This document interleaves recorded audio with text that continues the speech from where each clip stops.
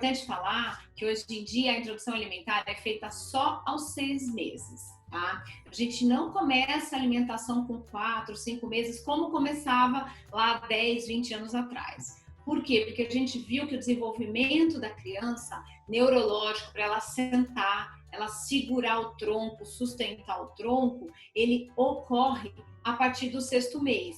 E é nessa fase que a criança tem a coordenação de você colocar um alimento na boca, ela empurrar com a língua para trás e engolir. Porque no começo, você coloca um alimento na pontinha da língua, a intenção dela é sempre jogar o alimento para fora. Então, a gente só faz a partir do 6º mês. Não existe uma regra bem definida se é fruta, se é papa, se é legume. Na maioria das vezes, quase 100% dos pediatras e das clínicas e hospitais orientam começar com as frutas e depois com as papas, que aí entra no almoço ou no jantar. A gente começa normalmente com as frutas, porque elas têm um sabor mais adocicado, que na maioria das vezes é mais fácil da criança aceitar. E aqui a gente tem grande variedade de fruta, é fácil de oferecer. Então, acaba sendo um pouco mais fácil do que a papa mesmo, de legumes que a gente coloca no almoço ou no jantar, tá bom? Mas só a partir de 6 meses.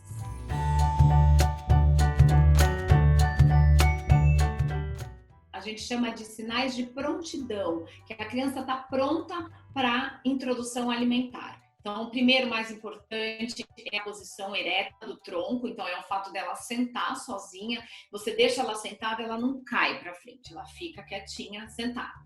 O segundo, ela ter curiosidade pelos alimentos, querer pegar alguma coisa que está na sua mão, querer levar os brinquedos à boca. Não ter náusea quando coloca os brinquedos na boca, porque às vezes as crianças estão pequenas, ainda com 4, 5 meses, elas colocam os brinquedinhos na boca, tem náusea, tem aflição de pegar com a mãozinha, não tem muita curiosidade de levar para a boca. Então isso é importante. A gente tem que ver tudo isso, ela tem que ter curiosidade, ela não pode ter náusea para pegar as coisas com a mão. E a questão do tronco.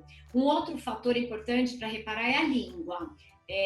A criança até o 3º, 4º mês, ela fica muito com a linguinha para fora. A partir do 5º, 6º mês, principalmente no 6º mês, ela não empurra tudo com a língua. Ela fica já com a língua paradinha na boca, ela vai brincar, ela vai tentar conversar, mas não fica com essa língua para fora, que chama protusão de língua. Então isso é importante. E é importante reparar na consulta, porque às vezes o bebê ele nasce com 40 semanas, é um desenvolvimento neurológico. Agora, se ele nasce com 37, 38 semanas, que ainda é normal, não é considerado prematuro, mas esse desenvolvimento neurológico de sentar é um pouco mais tardio do bebê que nasceu com 40 semanas. Então, às vezes, na consulta de 6 meses, eu avalio, eu falo, olha, ele não está pronto ainda para comer, vamos esperar 15 dias? Daqui 15 dias, volta no consultório para eu reavaliar. Porque se você der a comida na hora que o bebê não está pronto, você vai colocar a colher na boca, ele vai jogar tudo para fora, por causa dessa protusão de língua. Ou então você dá a comida e ele vai caindo com o tronco para frente. Então, precisa reparar muito bem nisso. Nem pensar, tá? Nos primeiros meses elas não tentam muito, mas chegando 8, 9 meses, elas são doidinhas para dar uma gelatina, um danoninho, às vezes, uma bolachinha. Não é para dar. Na verdade, tem 2 coisas muito importantes que não pode ser dada no primeiro ano de vida. Na verdade, 3.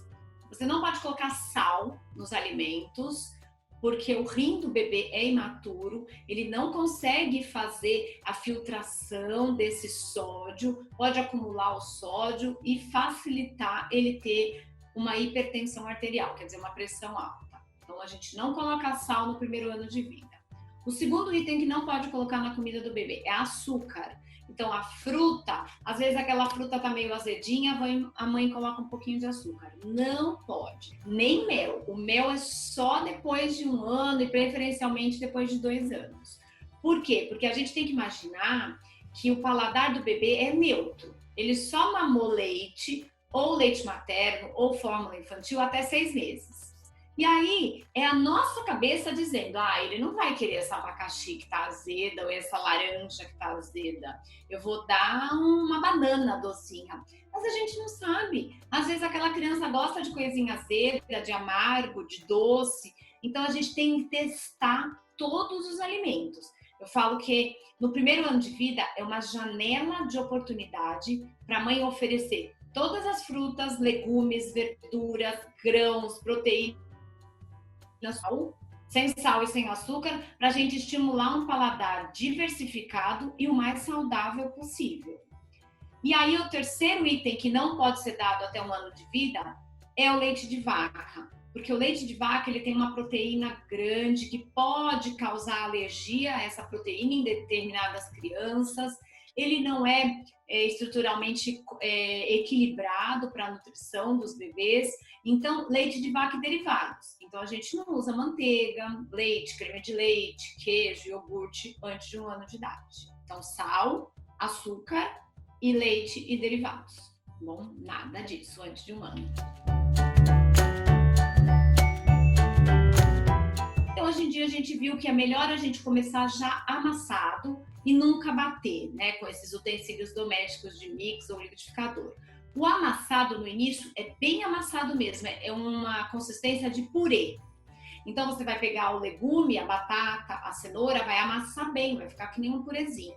Agora sempre vão ter pedacinhos. Isso é importante falar para as mães desde o início, porque a carne, o frango ou o peixe, que são as proteínas animais que a gente coloca nas papinhas, a gente não consegue amassar. Então a gente desfia e depois corta bem pequenininho. Por exemplo, o feijão. O feijão não é só o caldo, ele vai o grão inteiro mesmo. E feijões variados, que são super ricos em ferro e em outros nutrientes. Então, feijão branco, você pode usar soja, ervilha, lentilha. Isso você vai amassar. Então, também fica o grãozinho amassado. Então, vão ter alimentos que ficam na consistência de purê, que são os legumes, e tem alimentos que ficam com pedacinhos, que são os grãos e as proteínas, tá? E as verduras também. E hoje em dia, a gente fala muito em técnicas de introdução alimentar. Tem a técnica tradicional, que é aquela ainda que mistura tudo junto e você dá amassadinho tudo na colher. Eu, preferencialmente, não gosto muito dessa porque atrasa um pouco a evolução e a criança fica sem saber o sabor da beterraba, da mandioca, da cenoura. Ela é sempre um paladar só. A segunda técnica é a técnica participativa, que se chama. O que é isso? A gente faz a papinha amassada com 5 grupos alimentares no prato. Eu já vou falar quais são esses grupos, mas o ideal é deixar esses grupos separados no prato, amassadinho ou desfiado. Você oferece com a colherinha, só que ao mesmo tempo você pode deixar um pedaço de algum alimento para ela pegar com a mão sozinha. Então, por exemplo, você fez cenourinha amassada, então você pode deixar um pedacinho da cenoura para ela ir tentando morder sozinha. Brócoli, a mesma coisa. Você pode picar muito pequenininho e dar na colherinha, mas você pode dar uma árvorezinha de brócolis na mão dela. Então, esse é o método participativo. E os 5 grupos alimentares que precisam conter sempre no pratinho são um grupo que são os carboidratos. Então, o macarrão, arroz, a mandioca, a mandioquinha, a batata. O grupo dos legumes, cenoura, abobrinha, a berinjela.